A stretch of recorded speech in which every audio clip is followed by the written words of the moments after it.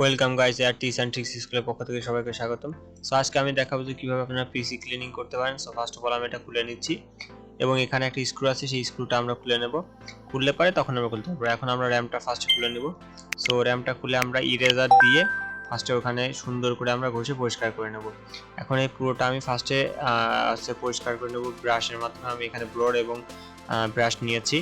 তো ব্রাশের মাধ্যমে ফার্স্টে আমরা এইভাবে ঘষে ঘষে বিভিন্ন কোণায় যেখানে রয়েছে সেখান থেকে আমরা পরিষ্কার করে নেব।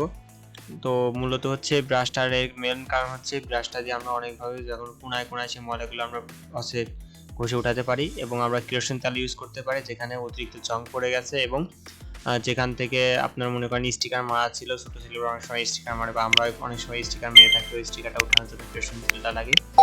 এবং এখন আমি এখন পরিষ্কার করার ফ্লোরটা মেরে নিচ্ছি। দেখুন কি পরিমাণ ধুলা।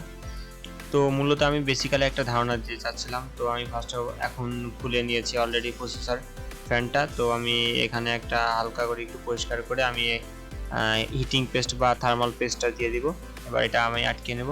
সো এইভাবে অতি সহজে আপনারা করতে পারেন। আমি জাস্ট একটা ধারণা দিয়ে চেষ্টা করছি, এর পরবর্তীতে আমি সুন্দর করে সব কিছু করে দেখাবো। ধন্যবাদ।